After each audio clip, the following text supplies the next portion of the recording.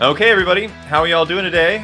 My name is Decent Treatment, aka Dean Reynolds. Welcome to the Electric Airship Podcast.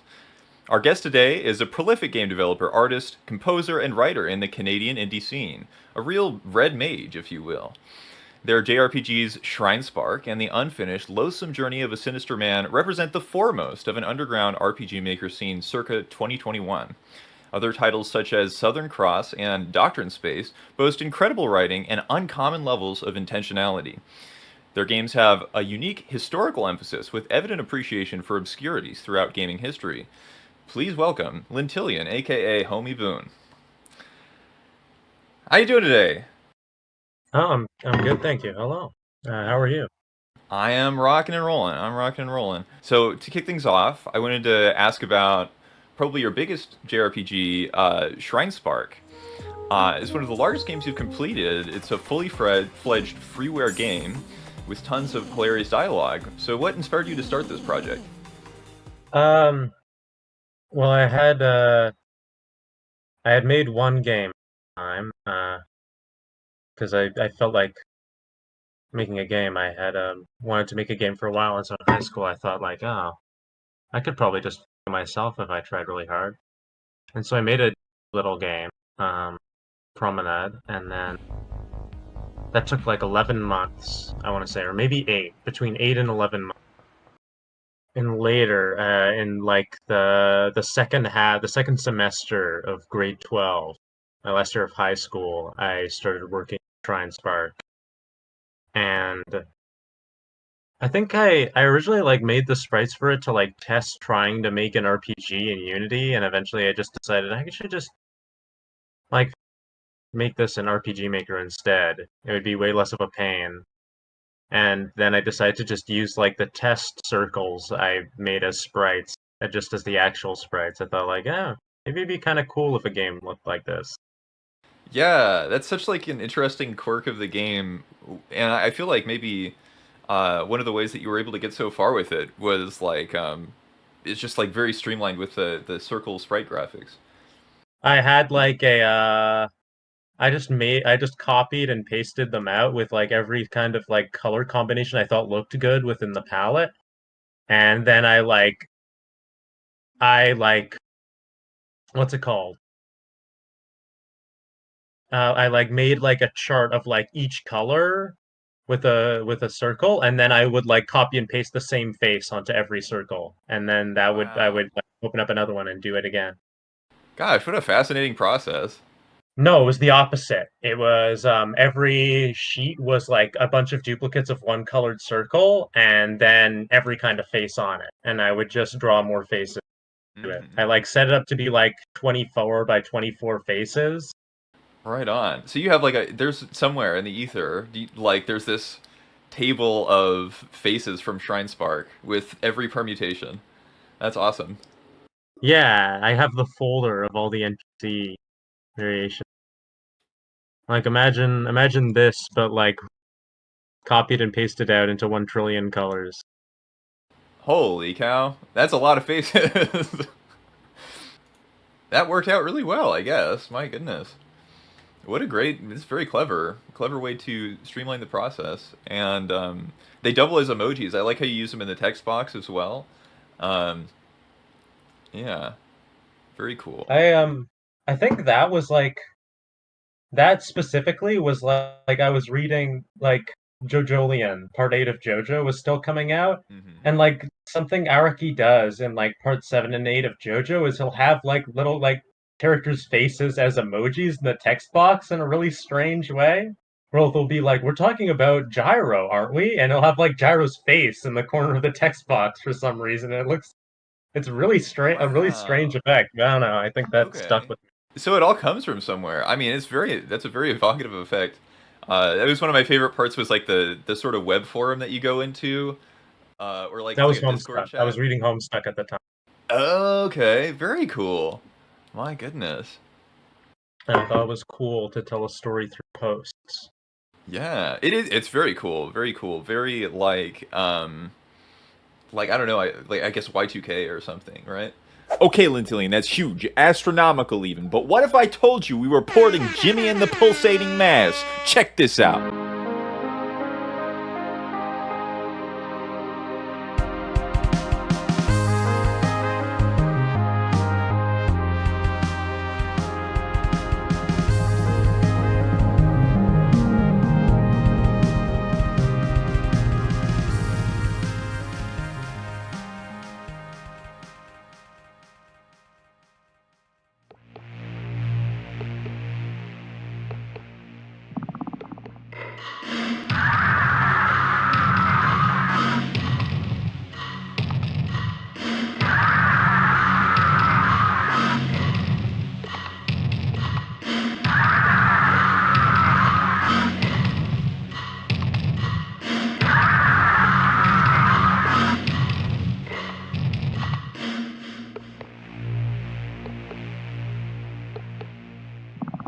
I hope you enjoyed that message. Back to the show.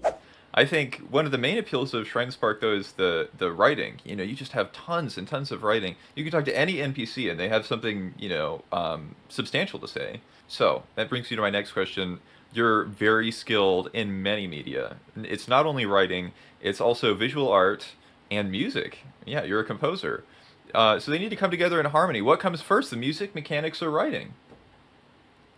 It depends. Like with Shrinespark, what came first was like an aesthetic idea. Was like that there will be lots of checkerboard patterns and lots of the smooth, which the music is part of an aesthetic identity. Part of the aesthetic identity I thought of was a lot of smooth drum and bass kind of rhythms, a lot of really slippery digital synthesizers. I imagined would be part of this semi-abstracted future world. Thor High Heels, the YouTuber, in some of his videos, he uses the term sophistifuture to describe Right. certain PS3 games and their aesthetics. And I was thinking not necessarily of that, kind of that, in terms of like, I don't know, I think it would be cool if a space office had a checkerboard floor and wood grain walls. Um, but Yeah, I guess it's almost retrofuturist in a way. yeah, and there's a certain like I was thinking of like the sort of maximalist classiness of like anime fighter particle effects. The sigil fighter, they're sometimes derogatorily known as because of the ridiculous mess of flashy particle effects going around on the screen. I was like, I want to try and my best to replicate that with my limited ability. Hmm. Was there a part in the game where you're like specifically proud of that, emulating that effect? Um, I like the default attack animation. Right. Oh, it is a very good one.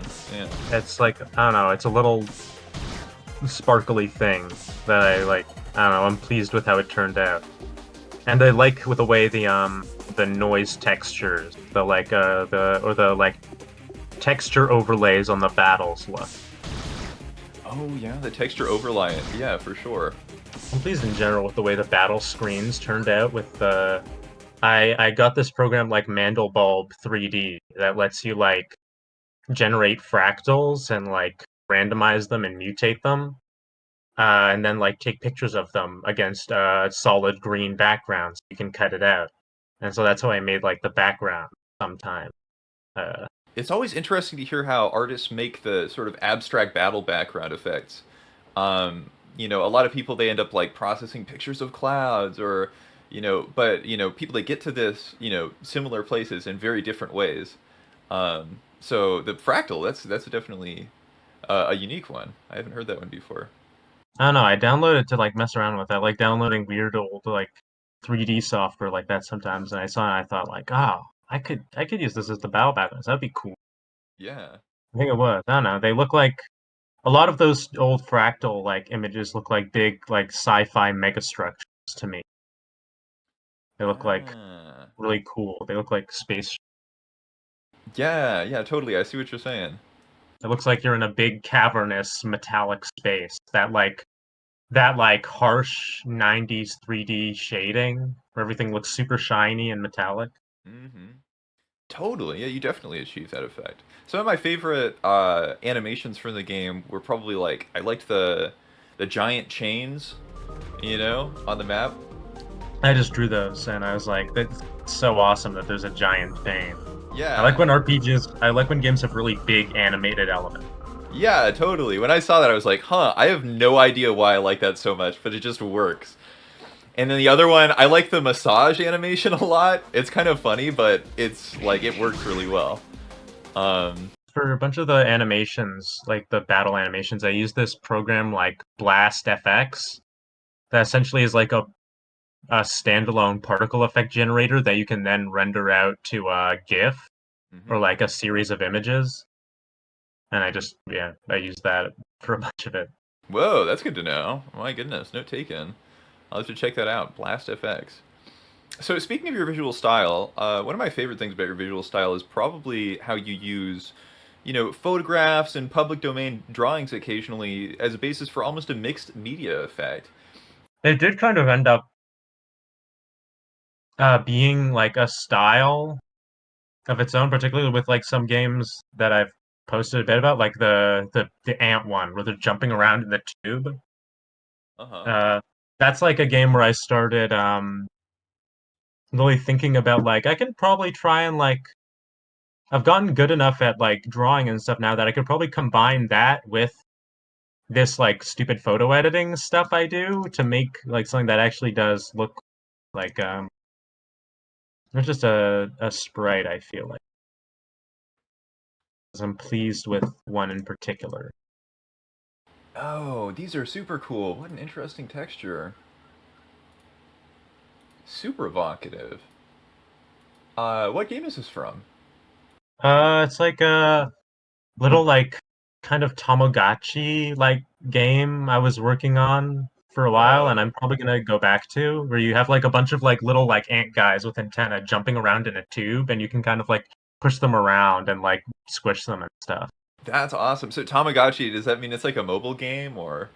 So it's like an idle game essentially with some Sweet. interactivity. It's like they kind of like move back and forth and bounce off walls and then jump randomly.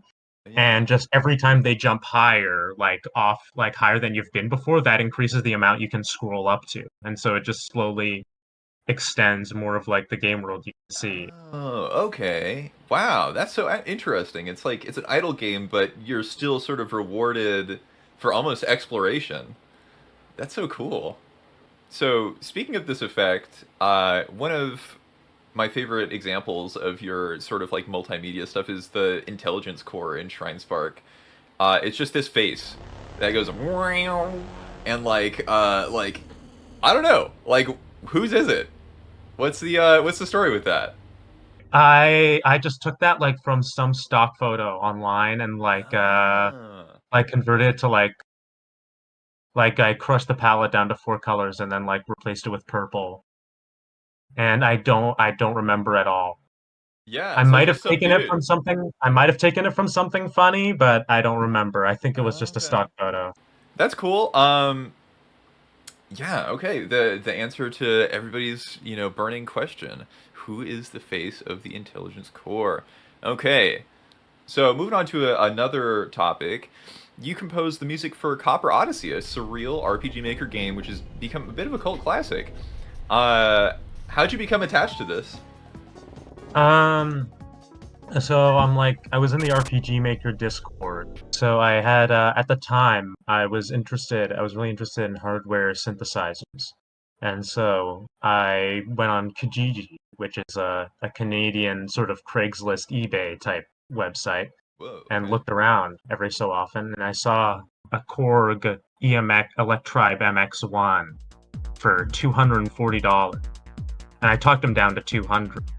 Very And that nice. was an insanely good deal. That was like a wonderful deal. I've never seen them for under $700 since.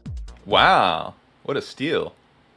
I made a bunch of music on it. I made a bunch of little like songs on it, and I posted one of them in the RPG Maker Discord. And then Cam of Copper Odyssey developer known age messaged me and said like, "Hey, do you mind if I use that in my game I'm working on? Do you mind if I use that song you made?" And I said, sure. And thanks. And then like a few weeks or so passed, and they said like, the things fell through with the person I was getting to compose the rest of the game. Do you want to compose the rest of the game? And I said, sure. That's awesome. And I did, and now I'm composing Copper Odyssey 2. Oh, okay. Like you're in the process right now. Mm-hmm. Well, Nice. I have been since like for like a year or so now, maybe more.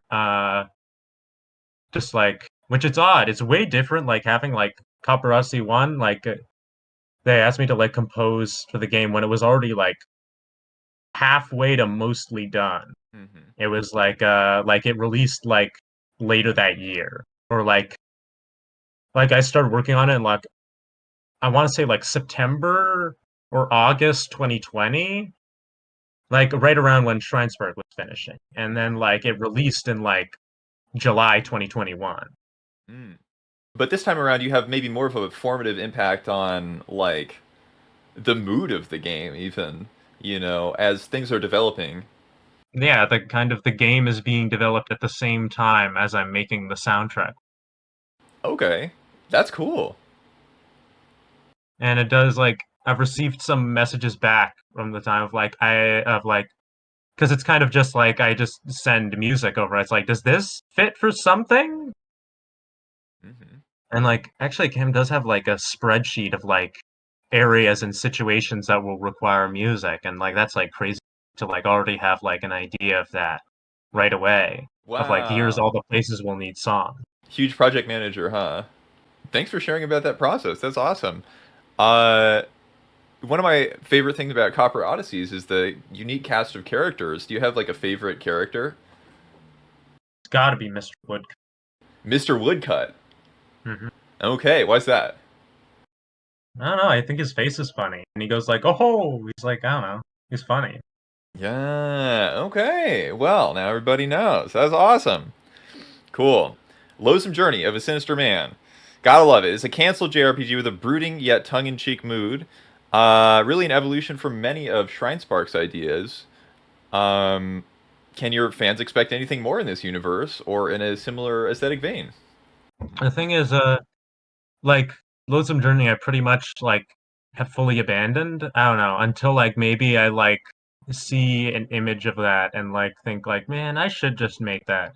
I feel you. I don't feel like making a big game where you mainly just talk to people right now. Huh, I'm more okay. interested in other ideas. I don't know. I've been interested in gameplay. Yeah, yeah, for sure. Okay. So just a shifting emphasis from the flavor of the world and the story to more just like game design and mechanics. Well, it's like it's particularly because game design tends to be what thwarts me a lot, so I want to get better at it. With regards to Loathsome Journey, like the thing about that is like I've tried to make pieces of it through other games. And like express the ideas that I really liked about that I was sad to not make in other things. Like Southern Cross is like a piece of Loathsome Journey of what that was going to be. That like I chipped off and like kind of incorporated some of those ideas to finish that. And Master's Reliquary too is like Hmm. a lot of what that was gonna be, that kind of vibe. Hmm. I took that off and like felt like, oh, I can just use this to make a small game.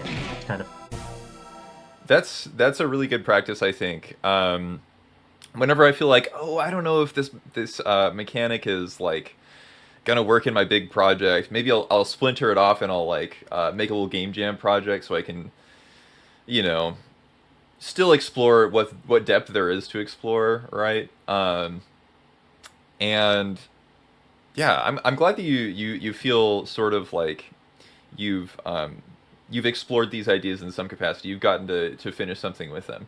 Cross, obviously, a very big fan of that. So yeah, the idea of just like pressing slash, genius. That's so cool to me. So cool. Um, you talk about like what comes first. Like what came first with Southern Cross was pressing Really. was like the battles being timed button presses. And then I was thinking about like, okay, what is a game How can I? What do you do in a game where the battles are just time button presses? What's the rest of it? And that Right. was the question I had to answer for like 3 months or 4 months. Huh. That's cool. Did you know that it was going to be the slash button from the Yeah, beginning? well, I knew pretty quickly. I was like, it's got to be the slash button. It's so cool. And then like a trillion people didn't figure out how to play because I don't know. Oh, is it like did they use the backslash or something like that? I don't know. No, because the backslash works too. I knew that would happen. Oh, The okay, backslash right. works too.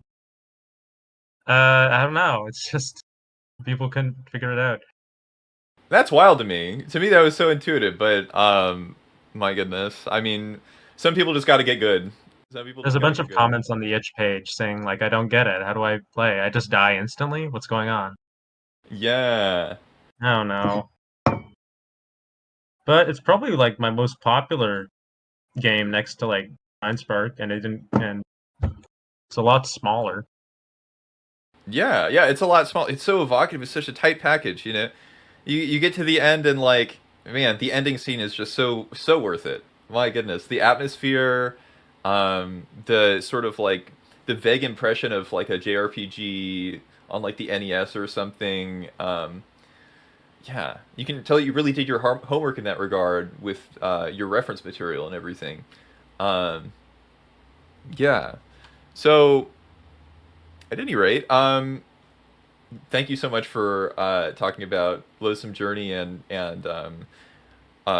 Southern Cross as well. Yeah, some of my favorite projects of yours. Uh, so next, I'd like to ask about the indie game collective Dirty Rectangles. Yeah, you're known for giving talks there, apparently. Oh yeah.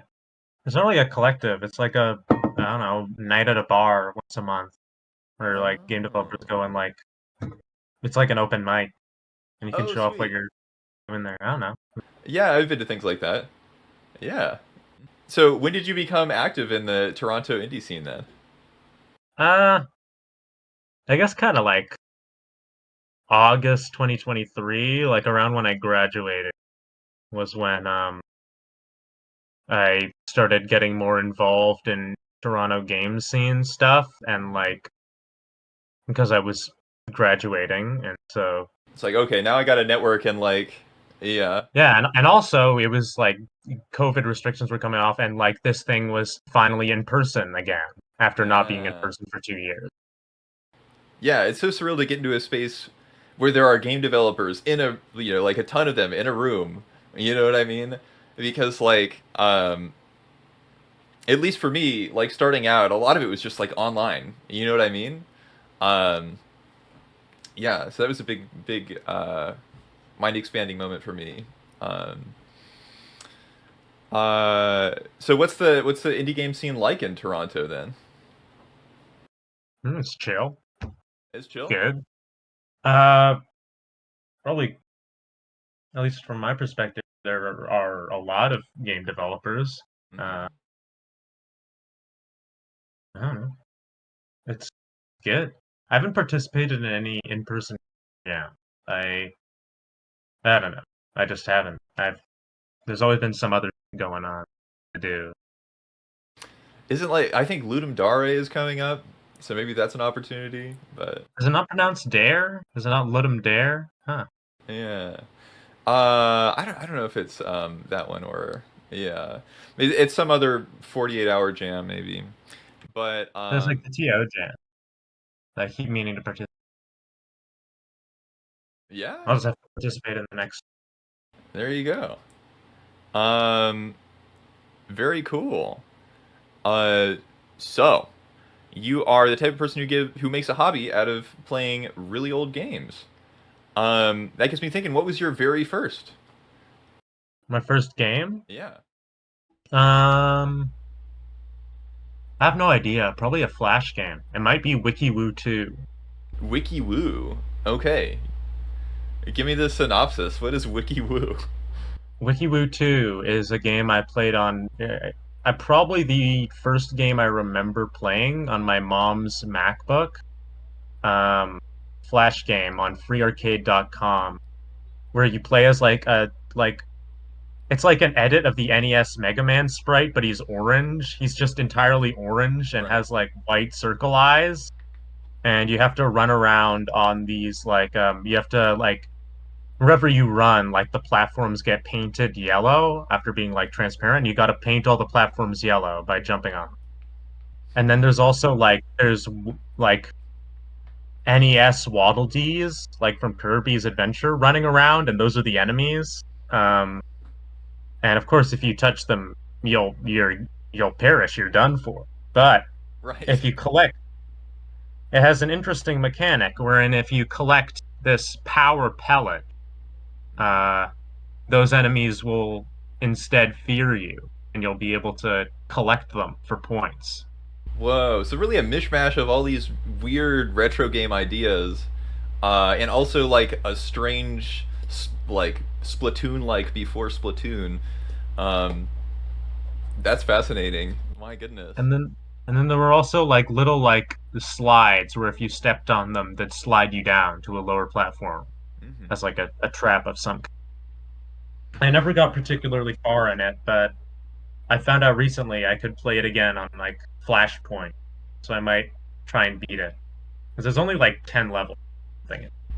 Wow. But My that's like goodness. probably one of the first games I remember playing, and probably the first like console game I remember playing is Mario 64 or Ocarina of Time on my cousin's N64. Okay, cool. So you did start retro.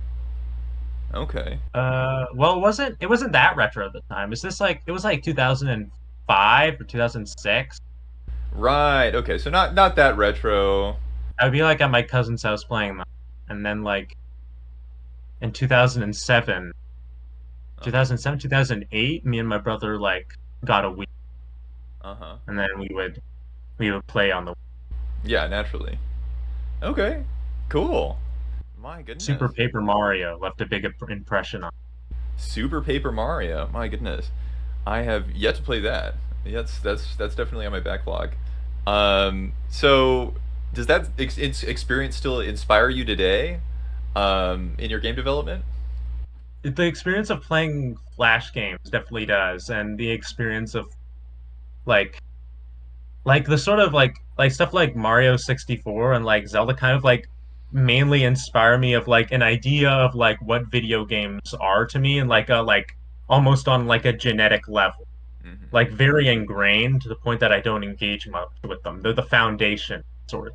And Right. then like I remember like eventually like there are some like big moments of like when my I can like point to of like when my understanding of what video games were increased of like for one like having a console of our own to play on Hmm. the Wii and like all of a sudden having to like decide like games are expensive like which ones are we going to get Hmm. which one are we going to get this like years. Yeah. And I remember also playing like going on to play more flash games in like school lab like computers and Hmm. like at my like grandpa's house whatever and like all of those leaving a big impression on me. I thought it was just so wonderful that you could play like they're just giving these away for free, these video games. Yeah.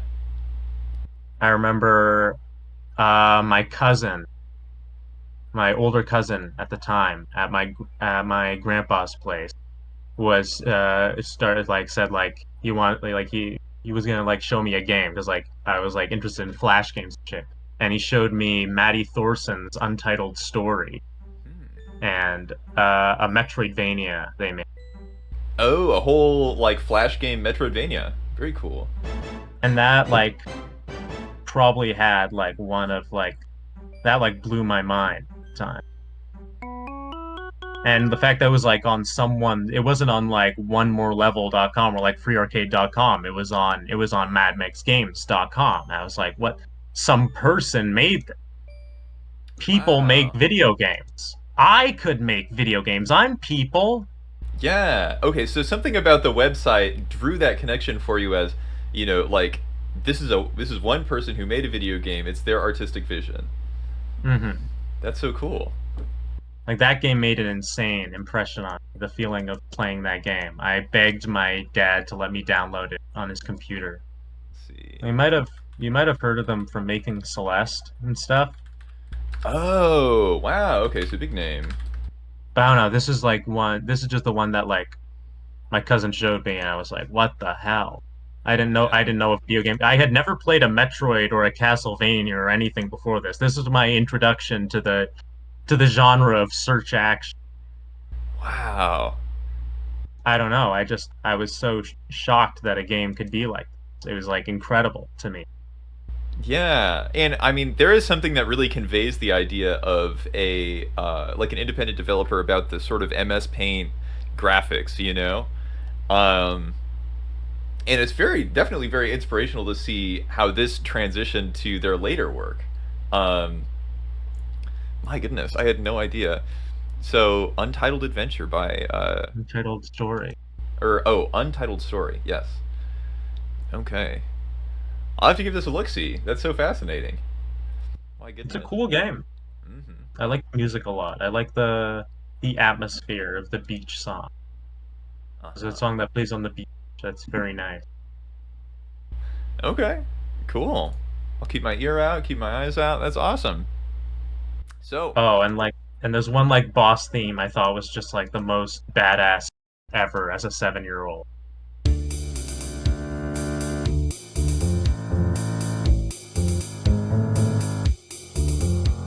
okay, that kind of goes hard. Yeah, that's pretty cool. There's like the super like synthetic like guitars and the swells. Um,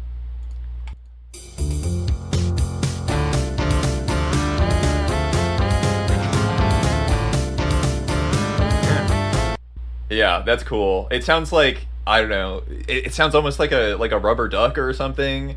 You know, like but in a good way. That's sick. I think Untitled Story might be like it probably wasn't designed intended this way. I think it might be like the best kids game ever. Wow, best kids game ever. Unlike the lower difficulties are like easy enough for a kid to do it, and like it has like charming, crude art that like a child could find relatable, I think. Like Yeah. it made like 7-year-old me feel like I could make a video game because like all the maps like look like almost like a child drew them. They're not tile sets. They're just like someone like drew the outline of a map Hmm. and like made a game follow it. It's like it makes you feel like you could create a video game by drawing it like your sketchbook, by drawing it on Totally. construction. There's something really valuable about the aspirational quality in video games like this. You know, like, you know, you can see this and you're like, wow, I can make this. You know, and then now here you are. You're like one of my favorite game developers. Thank you. Yeah. So, my goodness, for sure. A big game like that for me was Crypt World. So I was like, oh man, like what if I did this but better? And then you know, it's like you know, I keep replaying it over the years and like you know, I realize how genius it is, right? But it does have the impression of like I could do this, you know, when you first play it. Um, yeah, Cryptos is another big one that I want to make. Discovered that in like high school though.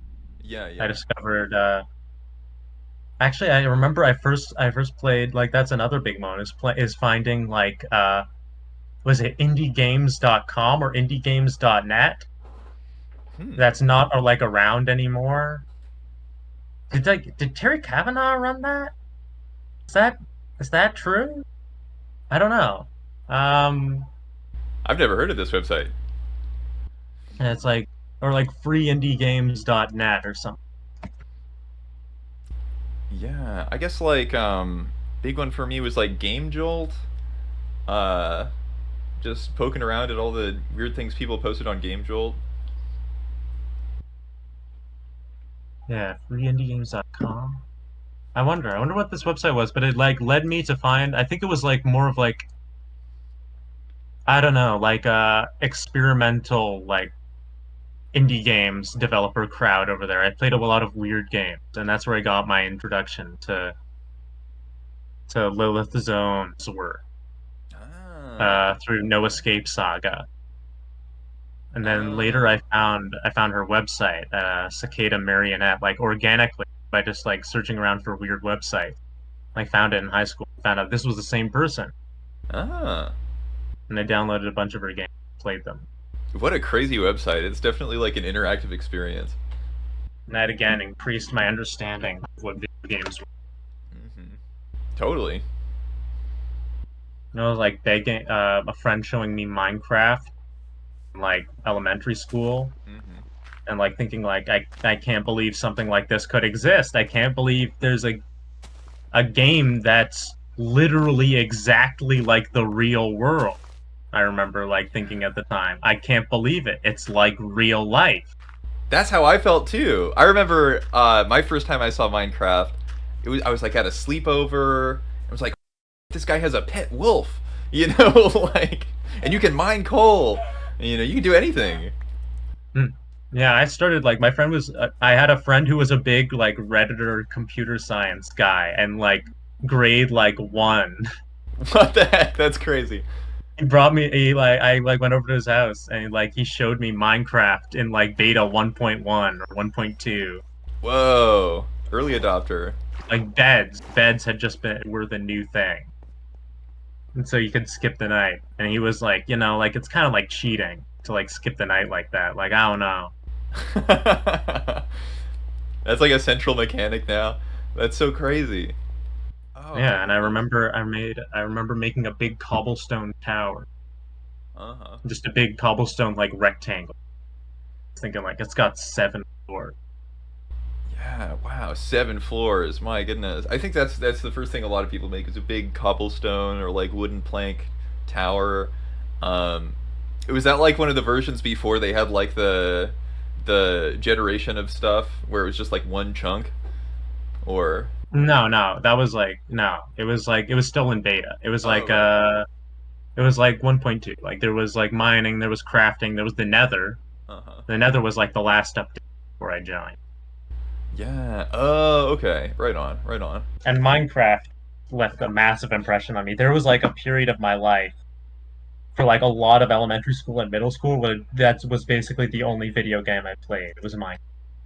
Honestly, me too. My friends and I had this server. We'd just like log on and make stupid things all day. Yeah. Um, Minecraft, huge impact on a lot of people from our generation, I think. Yeah. But you don't just make JRPGs. You know, other notable games in your portfolio include Doctrine Space and the Cursed Chalice. Um, which of your games do you think more people should be playing? Hmm. And my games, I think probably Masters Reliquary. I want more people to play because I Sweet. like it a lot. I like it a lot for how little time I spend on it. Yeah, there's something really charming about the sort of RTP graphics and the light mechanics. But there's like I think I remember vaguely a golem in the town that just like says something random. Um, that's a really cool one. I like that one. I think that Uh, that one is interesting. The I made it for like a little jam. I like at some point in like was it in 2022 or was it it was the summer, it must have been the summer after college. It must have been 2023, summer of 2023. I managed to like rope a bunch of like online friends into an RPG Maker game jam.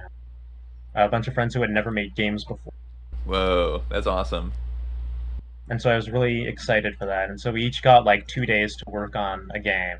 We could like there was a week, and we could each pick 2 of those days to work on them because everyone has different schedules. Who knows? And then on Saturday we'd all play through them like a voice call.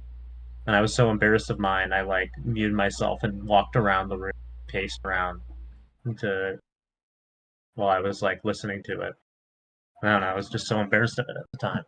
My goodness. So Master's Reliquary, you were embarrassed by it? Yeah, Why is that? Among all these people who haven't made games before?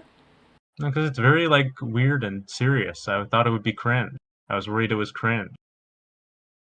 Ah, my goodness. Well, I mean, I really enjoyed it, honestly. I was so hyped to see another RPG Maker game from you when it came out. Um, yeah. So you guys would all just sort of like share in the video call. And did they all have sort of a say in Master's Reliquary, or was it more just like everybody made their own little thing? Everybody made their own game. Yeah. Ah, okay. Everybody made their own game in like 2 days, and the rule was like it has to all be RTP, no custom graphics, because some people were like artists, and so that's like Right. cheating. But also like that means they would spend like way too long on the art. Mm-hmm. When just the focus of it is to make the game. Right. So Oh. no custom music, no custom art. So the whole thing was your idea then? Yeah. I thought it would be fun, and I was really happy that people did it. I was really happy that people took it seriously. They were Seriously. all like serious attempts at a game. Totally. That's something that I'd worried about too. So like, yeah, my goodness. So you rounded up all your friends who'd never made a video game and you got them to make one in 48 hours. That is honestly a real accomplishment. Yeah. So that's so cool. Thanks for sharing about that. It was really cool. There was like a little like town walk around, like sort of mystery adventure of like trying to like figure out like this little like puzzle, talking to people. There was one that was like almost like a choose your own adventure, like a series of just cutscenes, and then you like make dialogue choices in between. And like sometimes there's a QuickTime event, but it doesn't tell you there's secret QuickTime events. And you have to check the manual that he made with it. Oh, what? I was really excited about that. I'm happy someone made something strange, really strange like that. There was like an Yeah. experimental little like sort of walk around with a few battles and a few interactions, and with some really cool like like effects using like map manipulation and picture manipulation of like taking like a screenshot of like a hallway and making it look like the hallway, and like using that as a picture so it looks like the hallway is like disappearing and like or like moving away from you, or like Oh, so there's an illusion of depth. yeah, or to Yeah. look like a hallway is like rotating into place. Oh, that's super cool. Pieces of the Yeah. hallway are like falling off or something. I don't know. I thought that was a cool effect. And that was like fun that like someone like saw this tool and like this picture manipulation tool in RPG 2003 and got really inspired by it. Like use it for. Yeah, And that's awesome. there was one that was supposed to be like the last episode of a Magical Girl anime, and they all go their separate ways after the final fight.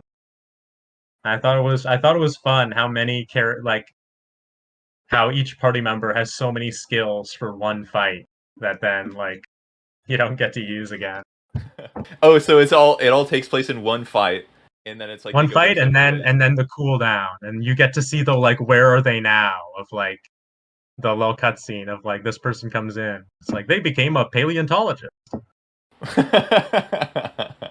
Sounds like some really creative people. Yeah, I was really pleased. I was Yeah. really happy. It's always interesting to see like the spontaneity of somebody interacting with a new medium, you know. So that's cool. That's awesome. Um, Thanks so much for sharing about your impromptu game jam. I had no idea it was that kind of experience. If there's anything specific you'd like to plug, now would be the time. Well, follow me on twitter.com at Lintilion and play on my video games for sure. Mm-hmm. Yeah. And follow my friends too. Um, and you could purchase East 1 and 2 Chronicles Plus Steam. Yes. Worth your time, for sure. The way the character sprite moves around is like so satisfying. It's just excellent. Yeah. I'm working on a game right now inspired by East game. And, I don't know, you wander around a maze and bump into guys. Pretty exciting.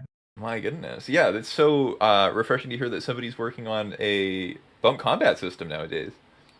Well, it's like I played like East, and I was like, this is fun. And I didn't go back to it for a while. And then like Melisantani like started working on his like bump combat, Mm-hmm.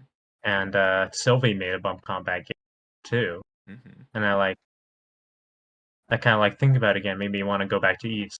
Since then, I've played a bunch of them. I thought like I want to make a game where you wander around like a horrible little maze, like a bunch of horrible little NES mazes. Horrible little NES mazes. That's got me intrigued for sure. And so like I started working on this game, and originally it wasn't bump combat, and then I thought about like what should the combat be, and it's like it would only make sense for it to be bump combat. It's got to be bump combat, and by making it bump combat, I made the game a lot better. I don't know. Okay. It was a lot more fun for changing to bump combat instead of Was the it like weird like a overlapping system I had. what was it before the bump combat? It was like it was like a compromise of like I don't want to exactly do bump combat because bump combat's already been done. Uh-huh. And so I had this like weird system of like overlapping where like whenever you step onto an enemy sprite, it would take like how much of their sprite you're overlapping, and Mm-hmm. that would like be like the damage of like if you're overlapping half their sprite, it's like 2 times damage instead of Mm-hmm. 1 times damage from overlapping only a corner.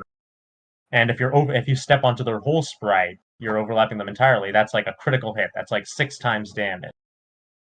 That sounds like an interesting concept, but it sounds like the bump combat is much more satisfying. The thing is yeah, the overlap combat. I liked the idea of it, but it just wasn't very fun. Mm-hmm. And it like ended up just becoming a mess of like you just like or you step onto an enemy and then it just becomes and like someone's dead and it doesn't really feel like anything happened. I don't Right. know. Maybe if I worked on it a bit, it would be better. But like, I don't know. The reset of like once you attack an enemy, they're then moved a bit away from. I don't know. Made it a lot easier to parse and gave me a lot more ideas having this physicality to it, like enemies Right. moving. Yeah, it kind of feels more like a sword fight or something, right? Yeah, I don't know. I felt like making more of an action game than an RPG. Mm-hmm. At least that's what I've realized. Because like originally it was just gonna be like I like East. I'm gonna make a game that's like East. Mm-hmm. I was gonna be like a big action RPG and like you level up and stuff and you go around an open world and then there are dungeons on the world. And you go into the dungeon like fight or Yeah. something. Yeah. And then like think about it more, I started playing Tower of Druaga. Heard of that? I've not. Conceptualized as like fantasy Pac-Man. And it's like you play as like a sword hero, Gilgamesh, going through the 60 floors of the Tower of Druaga, and like you can hold the button to like hold out your sword and like slash enemies. But then that puts your shield away, and so you have to like let go of your sword to keep blocking. Ah. And then there are creatures that like, and you can like hold out your sword to attack them, or like hold back your shield to block their magic attack. And so then you Ah. go through the maze and you gotta find a key. In each maze, you gotta find a key to like open the door to the next.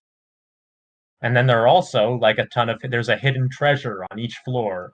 And some of them are required to beat the game, and some of them are really, really useful, but aren't Mm-hmm. required to beat the game. And some of them like are cursed items that will like hurt you, that like weaken you for the rest of the floor stuff. Okay, so these items they're like very mechanically impactful, um, and also sort of optional. Like it doesn't tell you you have to find this, but you kind of do. Yeah. Yeah. It doesn't tell you that the treasures exist at all. They all have a unique criteria for like making them appear in the game. Of like kill this many of this enemy, or like block 4 like shots from enemies, or Mm-hmm. block 4 shots of enemies with the shield on the left side while your sword is out, because it switches to the side. Or That's walk through each fascinating. corner of the labyrinth, or walk through the exit door before it's opened, and then kill all the enemies, or like ridiculous stuff like that. So almost like a more interesting implementation of achievements. Huh. Huh. It is kind of like, that is kind of like that, I guess. Yeah. I didn't think of it that way.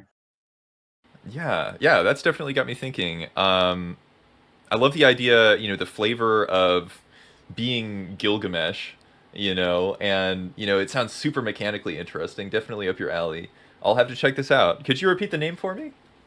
Tower of Druaga. I've got actually a Famicom copy of it right here that I got at ANC recently. ANC Games Whoa. for $10. That's so cool. Now I just need a Famicom to play it on. Right on. Well, yeah, that's a cool part of the collection. Yeah, Um, it's like I love treasures. I love having treasures with unique effects. mhm. You have to use your treasures wise. Yeah, my goodness. Love that idea. Very RPG. All right. Like Cool. that kind of like ever since that and like playing Atlantis no Nazo Famicom, which is another really cool like mystery kind of game where like I really like where you have to uncover the mystery of Atlantis. And there's again a bunch of like little like special items that do like weird things that you need to collect in like a certain order in order to like get the one that makes you invincible to bullets, and then like you can go through the final area that's just like a bullet hell that you can't get through. Whoa, Atlantis no Nazo. Okay.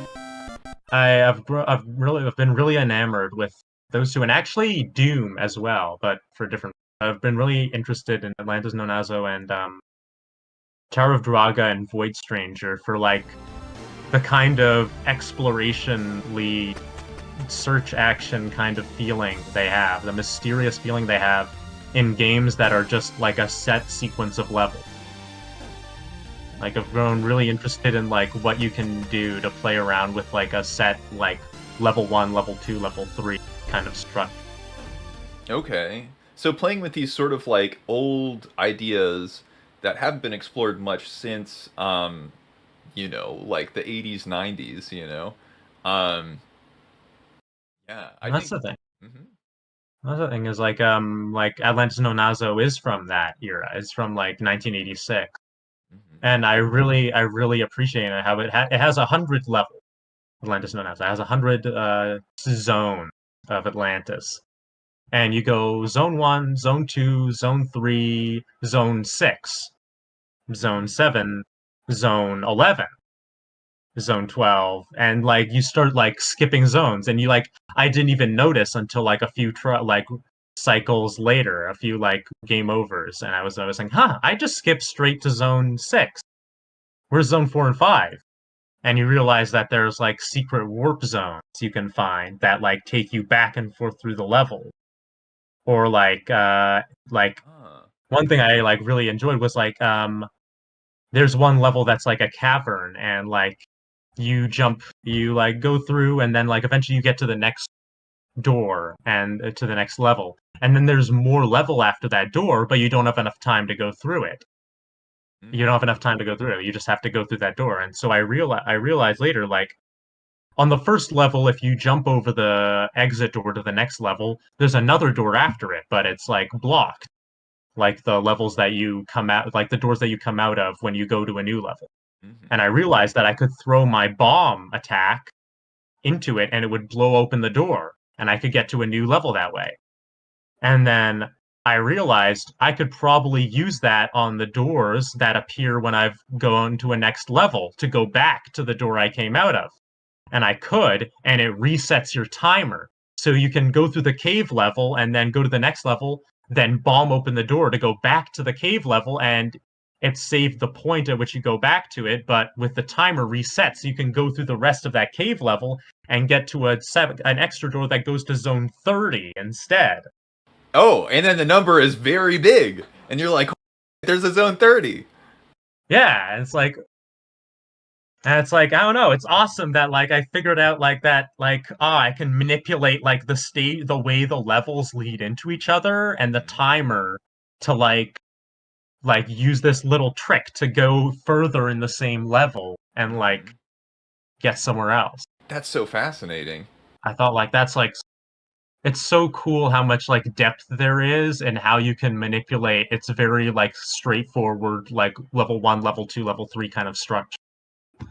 Yeah, yeah, absolutely. There's something about the retro formatting of level 1, level 2, level 3, and having a timer, maybe having like a score number, and then like looking at that with a more contemporary lens. How do I break this, How do I break this to make it interesting? And it sounds like this game was doing it even back in the day.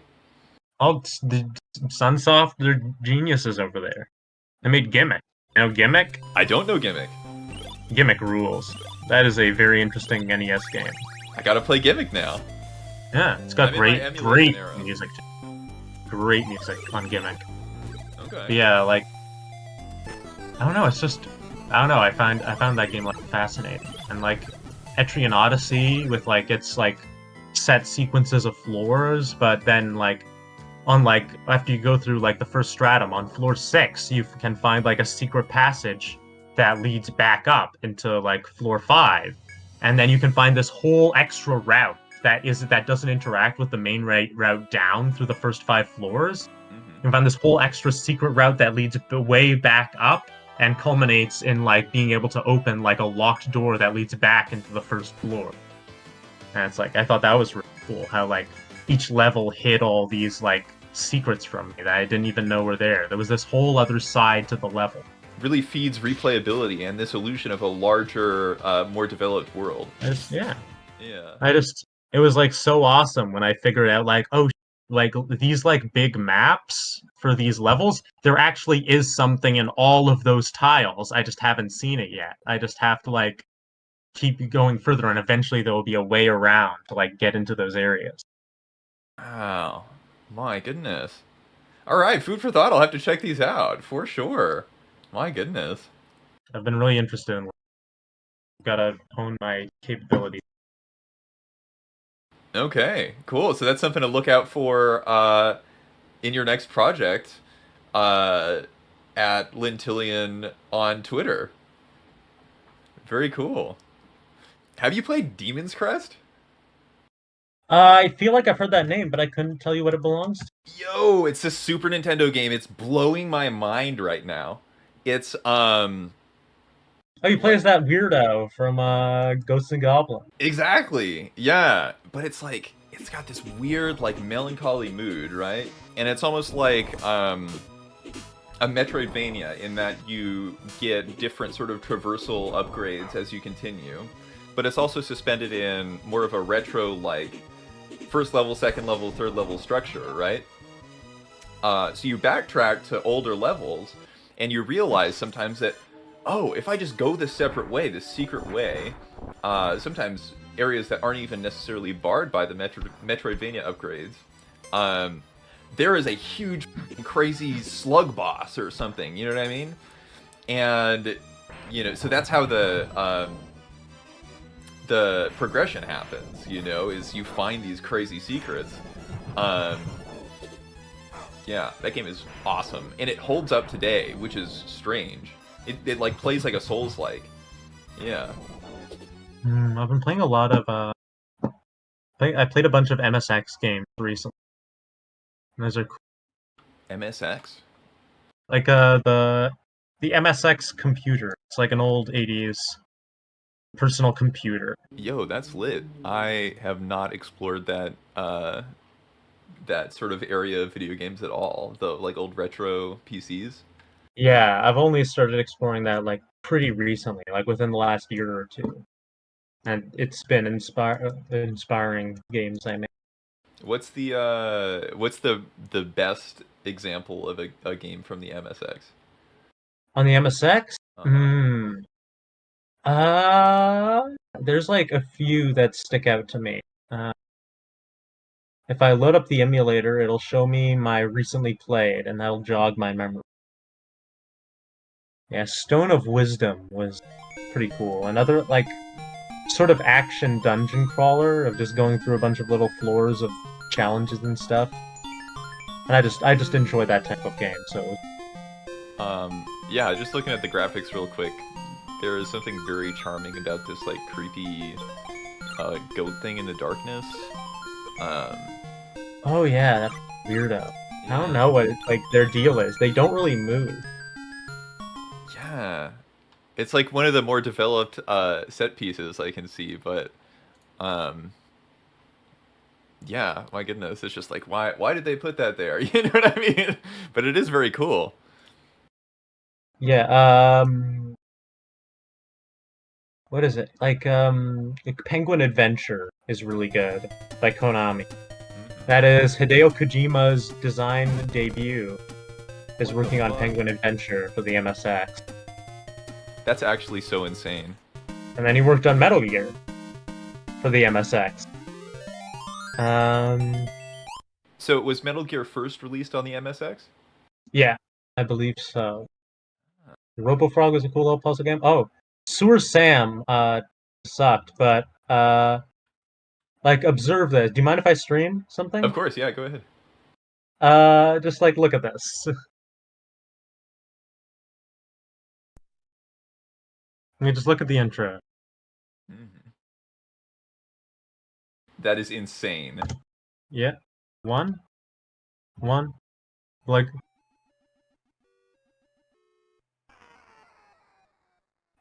and he falls into the sewer. Wait, what the So that was your player character, and you fell into the sewer, and now it's like completely changed format. And you've got to like avoid these like flies, and like you've got a gun to shoot them with. There's something so retro about the like hypermediality of like changing to 3D like spontaneously. And they're like doors to the side, Oh, that's crazy. and now there's like I can like cross over. My guy goes, "Oh no!" whenever enemies start showing up. What? I'm scaling on the what? And then I jump off the There's a wall. What are climbing you talking mechanic. about? I can wall run and it's Sewer Sam. What are you talking about? What do you mean I can wall run in Sewer Sam? That's Whoa! insane. That's actually crazy.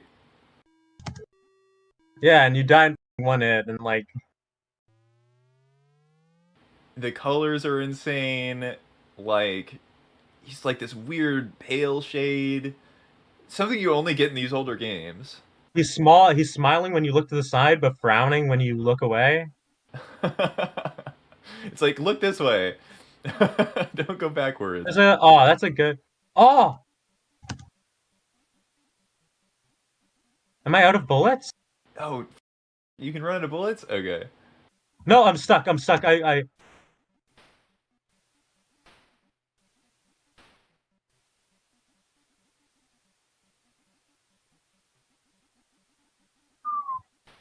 Oh,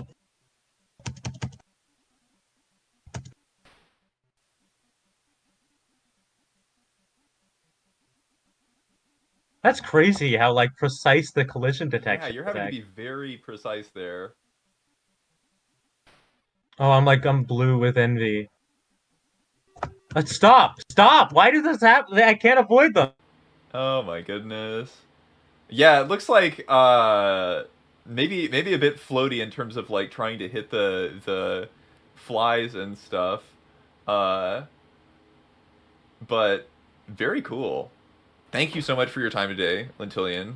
Um and yeah, just it's just been such a privilege to get a more candid look on, you know, your history, your process.